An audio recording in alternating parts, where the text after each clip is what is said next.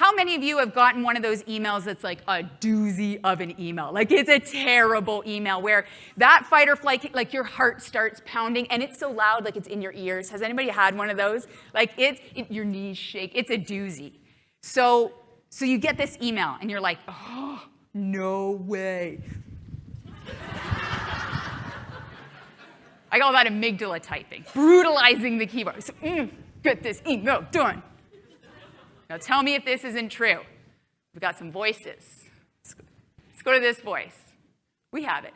Hey, Sarah, you should walk away from the computer right now.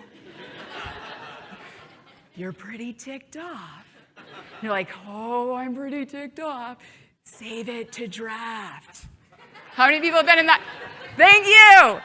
So we save that email to draft, and we walk away, and we do what we need to do, and then we come back 20 minutes later, and we're like, we read the email again. Do we not do this? We read the email again. And are we like, good email sent?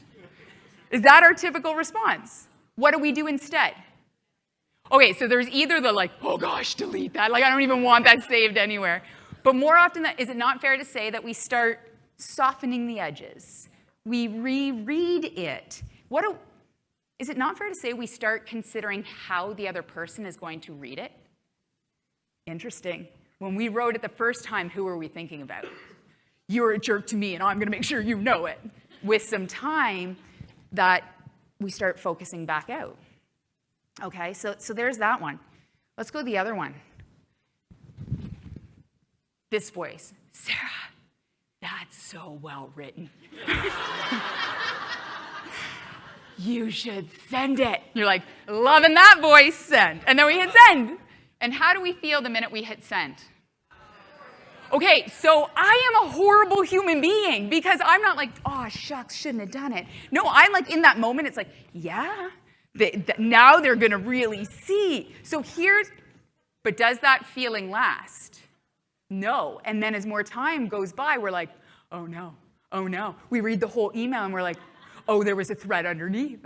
Like, I missed it. Whatever it may be, right? We start collecting more information. This is so critical for us to understand because what we just talked about, that's an amygdala hijack. That's when the amygdala jumps into the driver's seat. We are responding and reacting. This is a fight, flight. It's actually a flight strategy because it's like, throw it over to you and then I don't have to deal with it. That's what we are doing. And we know when this kicks in because we feel it.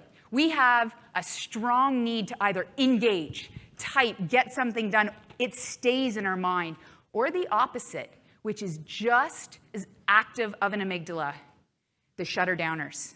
Do I have shutter-downers in the room? Where it's like, I don't show you. No, you don't see my cards. But in my head, I'm like, whatever. I am sure whatever you choose to do. Yeah, see? It's like I perfected that. That's as active an amygdala. That's just shutting down fleet type of strategy. Or we see the email, we shut it down, we don't even address it. Like we just never ever come back to it. We're not even going to deal with it in that situation. We know when the amygdala kicks in when we have that strong urge to do something.